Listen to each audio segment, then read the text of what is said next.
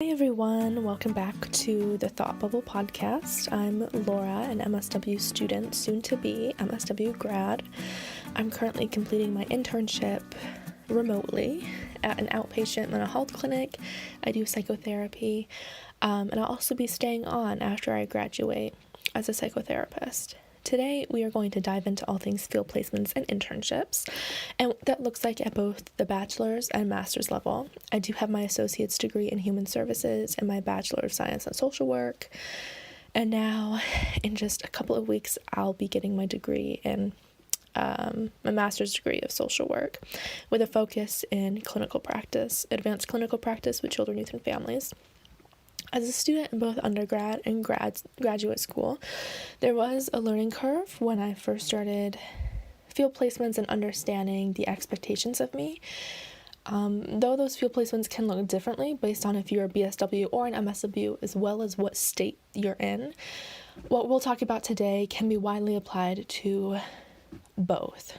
So I'll kind of just keep it like the advice, the wisdom, the things I took away from my field placements can really be applied to both undergrad and graduate schools. I will say to start off that I do live in New York State, so just keep in mind in the United States as well. So keep in mind what state you're in, what country you're in, and what the rules and regulations for that include. So first, let's start off what is field education? What is it? Great question. It's basically an unpaid internship that's required by the Council of Social Work Education. In order for a person to obtain their social work degree, you need to complete an internship. In New York State, at the school I went to a SUNY school, we had to get at least 500 hours at an internship, so it was a year long.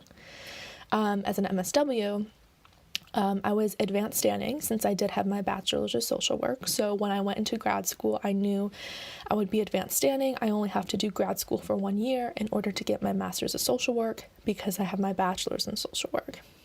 For my MSW advanced standing at Columbia, where I go to school, the requirement is 600 hours of field experience.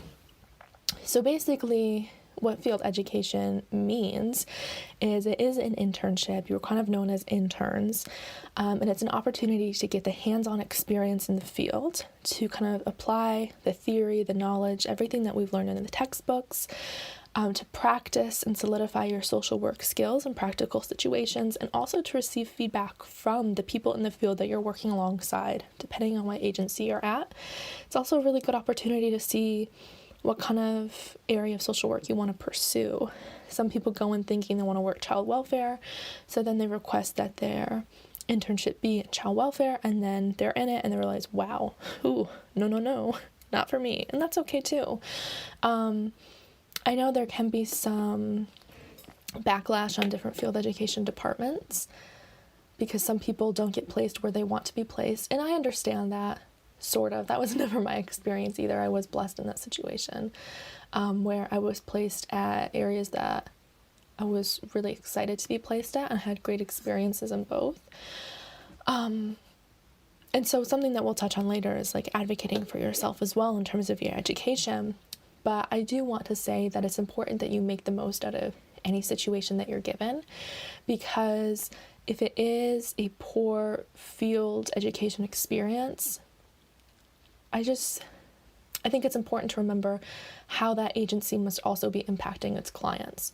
So if they are unable to handle an intern, or they're unable to work effectively with a BSW or MSW student, I'm sure the agency and organization is also struggling in other ways, right? So there's some other factors at play. And so what a good opportunity it is for you to still have a positive impact at an agency that might be overstretched, or not have enough resources, or really just be overworked. So keep that in mind. Some experiences are good, some aren't good. Every single experience is something that you can learn from. So keep that in mind. It really just depends on, who you are, what your learning style is, how you, your relationship with your supervisor, different things like that we'll dive into more, but that's also something to keep in mind. You are getting a lot of feedback from the people in the field, and it's important to keep an open mind in those situations. So kind of to begin, we'll talk about like the interview process and the beginning phase of field education. Something that I think is important to remember is just because it's an internship does not mean you stop being professional. You want to walk in there like it's a job. And granted, this is a learning experience, right? So they need to understand that this is a learning experience, your supervisor, the agency, and that you are not an employee. But it's important to play the part, right? To play the role. So when you go into your interview, make sure you bring multiple copies of your resume, dress professionally, look put together, arrive a few minutes early, do all those things that people tell you to do in job interviews, right? You also beforehand want to research the agency that you're at.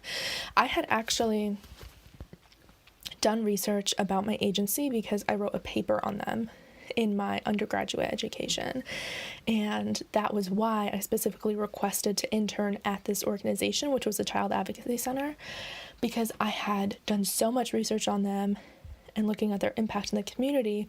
I specifically requested to be there. And I mean, I was very blessed to have that request approved and actually have the opportunity. But just keep in mind, it is an interview. But it's also not just an interview for them to see if you'll be a good fit, but an interview for you to find out about the agency, the expectations of you, kind of the work that you'll be doing. So during the interview, make sure that you ask about what your role is going to be, kind of what their expectations are of you. Eventually down the road, or probably pretty soon, you would be completing an education plan.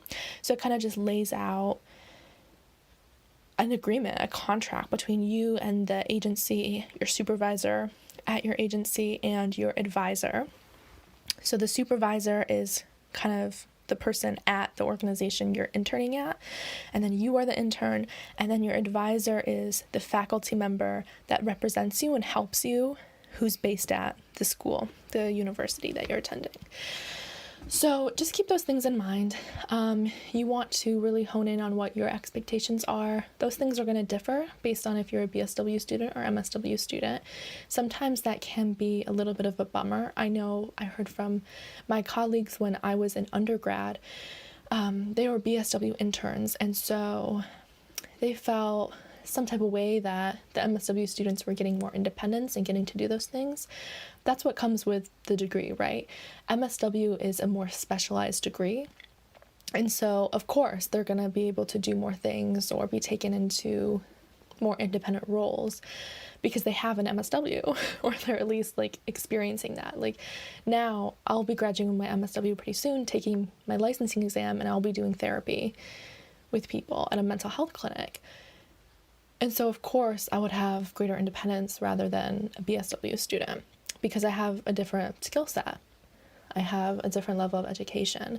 So keep those things in mind too. That doesn't mean that you can't ask about certain opportunities or pursue those things, but really make sure that you know what's expected of you, but that they also know what's expected of you. Because sometimes supervisors and agencies do forget that you are a student and you're there to learn, and that you're going to make mistakes, and those things are going to happen, and they kind of just start treating you like an employee right off the bat, which is not what's supposed to happen. It's okay if they treat you like an employee, but with a balance of understanding that this is still a learning curve for you.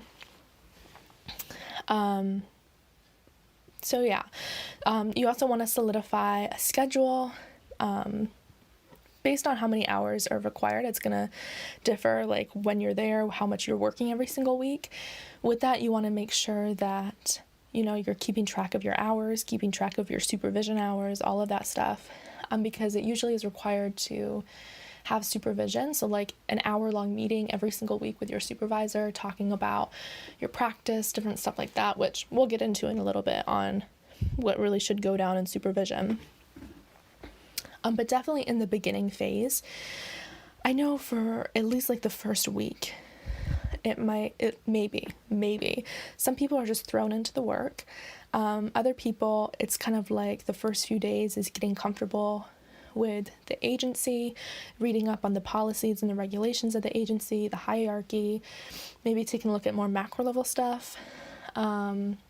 practicing like writing paperwork, documentation, reading up on like the DSM-5. I know that's what I did in my MSW, is kind of refreshed and reread some key diagnoses I knew I'd be using and the criteria. Shadowing different workers, maybe observing a session or an interaction with a client, things like that. It's during this beginning phase, that you really want to be a sponge. You want to soak it all in. You really want to understand everything, ask a million questions. Something that I really struggle with, though, is people always tell you to ask a lot of questions, but sometimes I didn't have questions because I understood what was going on, right? And so I didn't feel the need to ask questions, because I'm like, well, I don't have a question. Like, this seems pretty straightforward. Why would I ask a question? I don't want to make myself look stupid, right? Because I don't have a question. And this seems pretty basic. And so that was a struggle for me. Eventually, I became a lot better at that, just because it made me think a little bit more critically, a little bit more like on a higher level. Okay, so if I don't have a question about this, maybe I could ask a question related to this, or maybe I could ask how this would apply when we bring in cultural competence or cultural humility, and those different things. So even if it's not like a question in the moment that you have, being able to think about that later and bring those questions into supervision would be helpful, especially on the spot. It's hard to come up with questions on the spot. So if you don't have any at the moment, that's perfectly fine, but definitely make sure that you do ask questions, because that's how people know that you're engaged, that you're interested, and that you're really just open to a lot of experiences and open to a lot of knowledge that people are offering you. Okay. So now during the internship, we've kind of passed the beginning phase, the interview phase, everything like that. It's really important to go above and beyond. And I say this as someone who, in both of my experiences, I've been offered a job pretty quickly, like far before even entering my second semester, the second half of my placement, being offered work. And I think a lot of that comes down to going above and beyond and having some level of independence in what you do. From what I've heard from my supervisors, is it's kind of a pain to always like be asked questions by interns like 24/7, just always having them there, always kind of bothering them, because at the end of the day, supervisors are busy. And yes, they agree to have interns, they agree to be your supervisor. That doesn't make them any less busy. And so if you fill their time with questions that perhaps you could figure out on your own, it kind of is wasteful. So I think first and foremost, you're a social worker. Creativity, research, kind of doing that work. It's important to understand how to do that in the first place. So I had to do this project on Excel, and I wasn't really handy at Excel at the time. So instead of asking like my task supervisor about it, I just watched a video about Excel and I had it down pat. It took 5 minutes, it was perfectly fine. So making sure that you have some level of independence and that you're not bothering about small things, right? And with this, it comes in when there's nothing to do. So sometimes if you're kind of just sitting around, create something for you to do.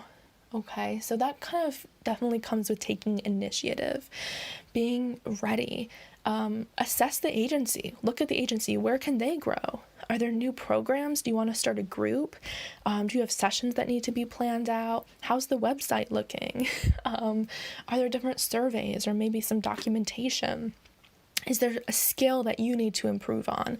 If you have time, maybe you could practice that skill with a coworker, or maybe you could watch a video on in a session with using CBT with someone who has depression, right?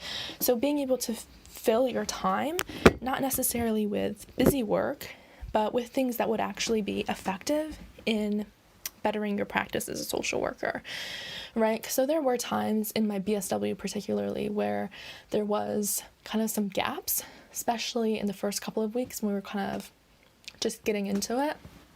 And so those times I did a lot of reading up on the literature that they had, because something that is important is when we supply families and kids and caregivers with this literature for psychoeducation purposes or literature on the resources in the community, we should probably know what is also in that, right? We don't want to just like give them a book and be like, okay, so yeah, this is it, and just like read the summary off the back of it. It's important to actually know what we're providing to those people. And so being familiar with the different resources, everything like that. And also kind of having in the back of your mind a list of things that you can do as like side projects, or if things start to get a little slow, different things like that. So the next thing is, during your internship, you will be doing supervision. Like I said before, it's usually for about an hour every single week. And what that entails is, first, you want to make sure that you create an agenda. So every single supervision session I've had, I have typed up and printed out 2 copies of an agenda. I had one, I gave my supervisor one. So that way we had this great format for how our supervision session would go, and was always productive. Always. It also helps because if you go in with no plan, you forget things. I'm always that way. If I don't have it written down, we get like caught up in the conversation, and I'm like, okay, great, thank you. And then supervision is over early, or it's just like filling time. And so being able to have a plan and also make sure the agenda covers a lot more than the given hour. So that way you can just carry those pieces on to the next week as well. So always have an agenda. In supervision, some different things you want to talk about. Reviewing your caseload, particularly clients maybe you're having some difficulties with. Always self-reflection, critiquing yourself, asking for feedback on yourself, and understanding like transference, countertransference within your caseload. Understanding the impact of power, race, oppression, and privilege on your clients, the people that you work with. Taking those bigger social justice concepts and applying them to your clients, or the impact of poverty, socioeconomic status, race, all those different things, and making sure we're actually taking those key elements and theories and applying them to the micro work, the mezzo or macro work that you're doing. Talking about community impacts and community dynamics. I'm working in Brooklyn, and I primarily work with people of color and African American families and children. And something that is incredibly important for me to understand is police brutality and the fear that many people have in this particular community of like violence, and not community violence per se, but like law enforcement brutality.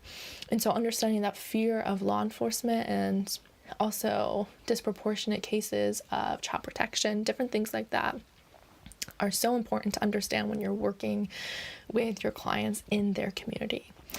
You also, in supervision, want to talk about treatment interventions, the use of CBT, TFCBT, psychodynamic theory, even just like basic concepts like reflection of feeling, the use of empathy, those things, client-centered practice. What does that really look like? And any administrative questions, this is also the time to, get away, like paperwork, signing off on your hours, different things like that. Also bringing new ideas. Maybe if you've had that spare time and you were looking at your agency being like, you know what, this is one population that we're really forgetting about. This is one area that we're kind of lacking on. I'm wondering if I could start a support group for this, or I'm wondering if I could create some case management resources, like a community resource list. So bringing those new ideas, bringing, honestly, agency feedback, and also questions about those programs, different things that are already in place. Huge thing you always want to discuss is code of ethics, ethical dilemmas, ethical questions. Those things do come up. Become very familiar with the NSAW code of ethics, because I think it's something that sometimes can be put on the back burner because you were so into the work. But really understanding, honestly, just like ethical decision making and what that looks like in social work when things can seem pretty gray. Something that I also find useful is in supervision, I always ask if my supervisor has any specific feedback on what she wants me to work on for that week. Like, have you noticed any area this week where I want to grow? There was an incident my first semester of grad school where it got to the end of the semester and my supervisor kind of gave me a bad evaluation. And it was totally out of the blue. Like, this whole time she was saying I was doing great work. And then we get to the end of the semester and she's kind of like, I don't know if I'm going to pass you. And I freaked out, and I'm like, what? And I was able to talk to my advisor about it. I advocated for myself. We got things situated, and now actually I'm working there after graduation. So it's fine now.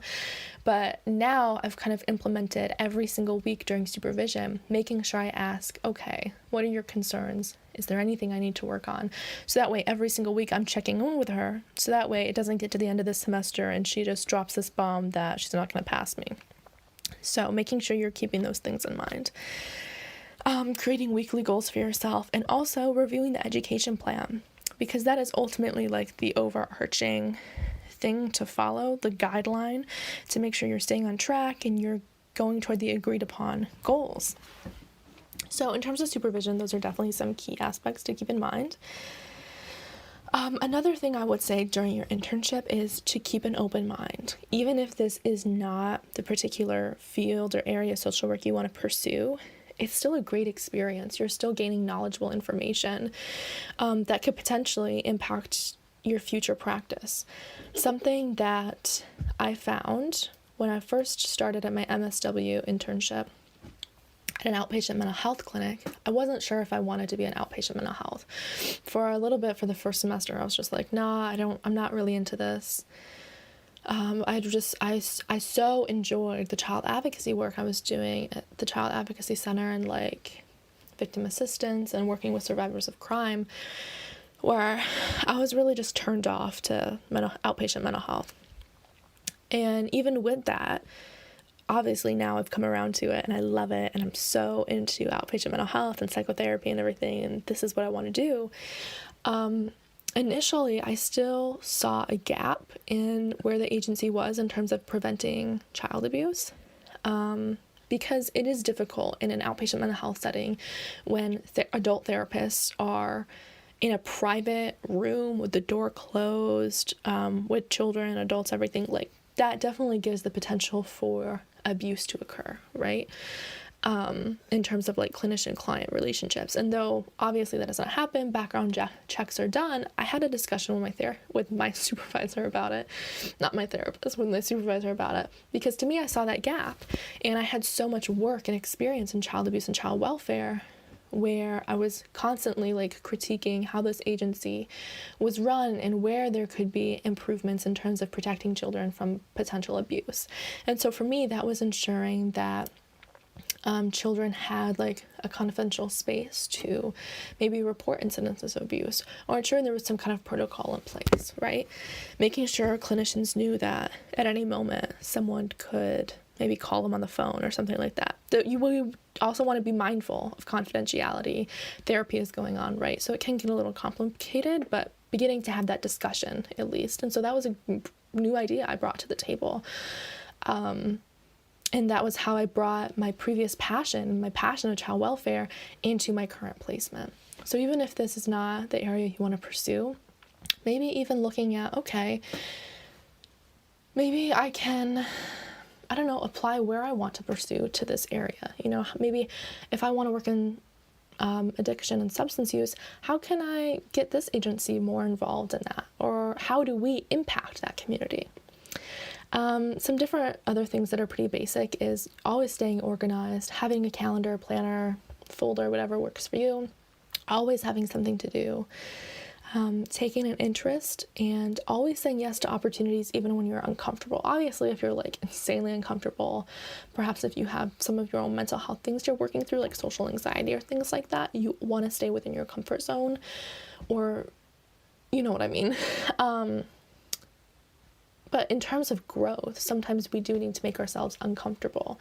And so for me, that was being observed when doing role plays with like my supervisor and the other staff at the agency. That made me so uncomfortable and I hated it, but it was so beneficial and I got great feedback, and they were also able to see my skill and the way that I worked with clients in practice, because usually those things kind of took place privately. And so they would really only be able to hear from my skill and my practice based on like what I said or what like a case note said, or if the client said anything. And so being able to like get uncomfortable, but like comfortable being uncomfortable, like doing role plays, doing those things, maybe public presentations, community education. A lot of public speaking things for me come up, at least. But now I have a lot of skill in doing those things, and I'm way more comfortable doing those things, and it's so much easier. I've gained so much skill and knowledge from that because I said yes when I was feeling uncomfortable. Okay, so, another thing that you always want to do, at least for me, that I thought was great, was keeping a daily journal. I tried doing this in my MSW, but I got so busy. Grad school was insane, especially with like coronavirus and everything happening now towards this end of the semester. But keeping a daily journal was so beneficial when I was able to really reflect on my practice, the impact of clients and everything. This would be confidential. Keep in mind, like, this is not just like writing in your diary about the impact this client had on you, because we want to make sure we're still being ethical and we are still maintaining like confidentiality and all those things. But I guess more so talking about like your own, what comes up for you, how this particular case impacted you, how you felt you did, reflecting on your own practice and how you did that day. So I definitely think taking a daily journal is beneficial. This is also very useful if you have concerns with your supervisor, making sure you also write down, okay, well, May 2nd, my supervisor swore at me and told me I'd be nothing. That's information you can use for later if you have a conflict and your supervisor tries to fail you or pull some kind of nonsense and there's a pattern of behavior going on. So also, a daily journal is good for your own self-reflection and understanding the impact of the work and being able to process the impact of social work on you and the daily things that you do. But it's also good for keeping track of different coworker relationships, maybe some concerns you've had with your supervisor. Have it in writing, keep a track of it. That's also great too. Another very, very, very, very important thing, which I feel like I should have mentioned towards the beginning, is making sure your clients know that you're a student, disclosing your student status, and that you're an intern, and also making sure they know you're leaving in May. Especially in outpatient mental health, really everywhere. Clients get attached to you, right? And so being able to tell them up front, first of all, I'm a student. If you're not comfortable with working with me, that's perfectly fine. Second of all, I'll be leaving in May. Now, how I explained it to my clients is I didn't give a guarantee that I'd be leaving in May. I said there's a potential I'd be staying on, but there's a few months for that decision to be made, and I just want to let you know up front so we can decide on, or you can decide on, whether or not you want to pursue, treatment with me or however you're feeling, because ultimately something we need to keep in mind is client determination. Don't take it personally if a client doesn't want to work with you because you'll be leaving in May or because you're an intern. It's up to them. It's truly, truly up to them. I wouldn't blame them if they wouldn't want a student intern doing their therapy. I get it. That's fine. So don't take it personally. Obviously, we want clients to feel comfortable with us so we can learn and we can get this experience and grow as social workers. But honestly, client determination is so key. So keep that in mind. This is also such a phenomenal time for you guys to network.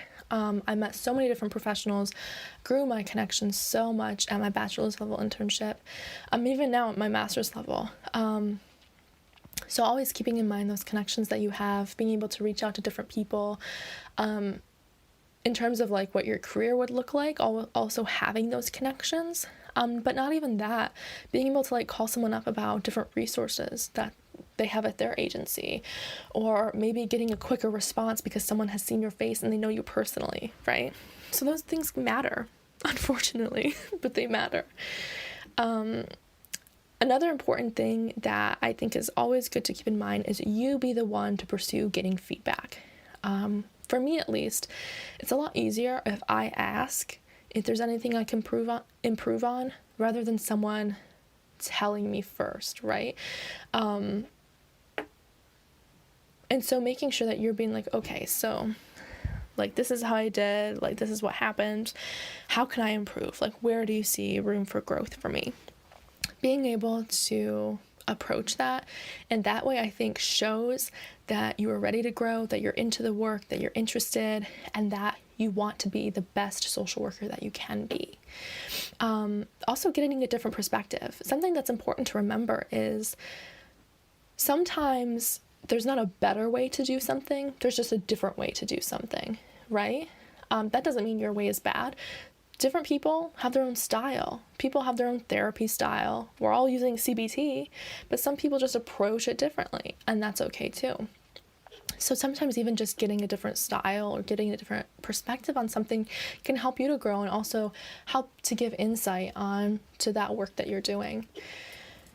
And then obviously a big thing to keep in mind is advocating for yourself. Like I said, I had that concern with my supervisor, but we were able to really fix things up because I advocated for myself. The whole entire time there were concerns, I also kept my advisor informed. So like I said earlier, my advisor was the faculty at my school who was part of the field education department. I emailed her all the time. I did it on email because then there was a paper trail of what was happening. If it was via phone call, like we can't really listen to the phone calls back, right? We can just see who called who. But you want, like, I guess, a paper trail. So emailing people if you have concerns, keeping that log, and really making sure that you're advocating for yourself. There are going to be times agency placements don't work out. Making sure that you're using your voice, because ultimately you are paying for this education and you are an unpaid intern. So you're essentially paying to be their intern. So you also want to make sure that this is a valuable education for you and that you are gaining something from this experience in order to grow as a social worker. Lastly, we have the final phase of your field placement. So basically by this time, you've been with your clients, you understand your role, you're really just in the groove of things. You're probably, hopefully, way more confident in what you're doing. You don't have that many questions.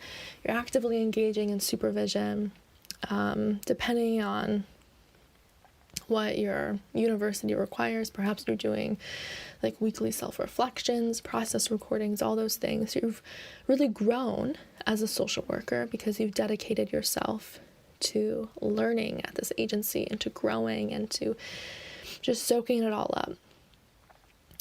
During this final phase is when termination would begin if you are not staying on afterwards as an employee.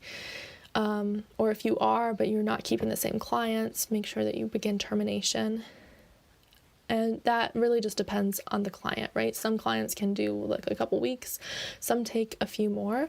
This should make it easier because you told your clients at the beginning that you would be leaving. So that sets the foundation. So that way they know and they're not completely caught off guard, which is why it's so important to tell them at the beginning when you first meet them.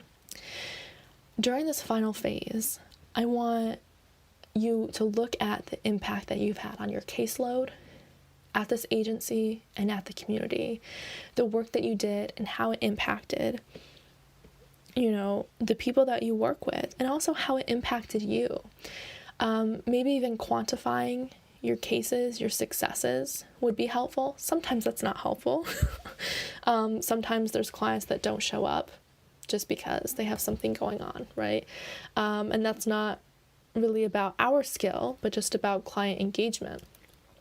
So quantifying, and having statistics on your caseload and successes and not can be a little iffy sometimes, but it is useful because then you can also see the areas in which you grow.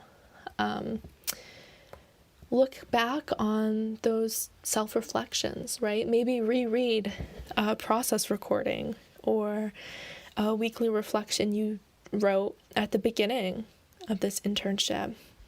And then, reflect on how much you've grown, the different skills that you've learned.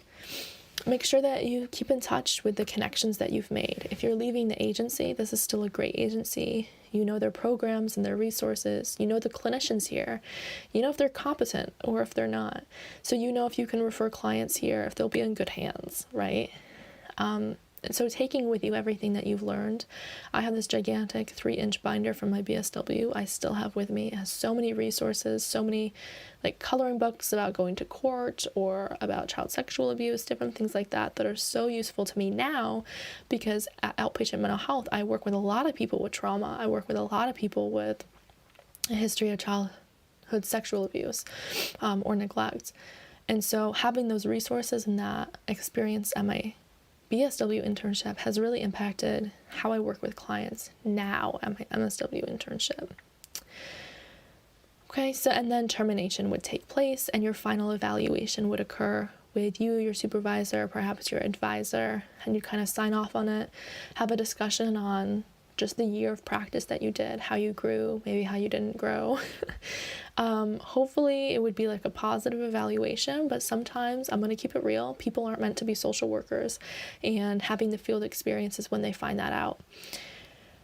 And it's also when the supervisor finds that out. And so keeping those things in mind.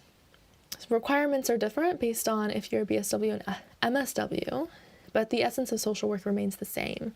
Field education is a really wonderful time for you to grow as a professional and to practice social work in different capacities, whatever that looks like. As always, I hope you found this podcast useful. If you have any further questions, please leave them in the comments wherever you're listening, and I'll do my best to answer. Also, if you have any other tips for students entering field education at the BSW level or MSW level, let people know. Comment that below as well. For more things social work and therapy, check out my socials at The Thought Bub, my blog, thethoughtbubblepink.com. And for social work and therapy activities and different printables, you can check out my Etsy shop, The Thought Bubble. Thank you all so much for listening. I hope you're all staying well and caring for yourselves during this very difficult time. And I will see you next time.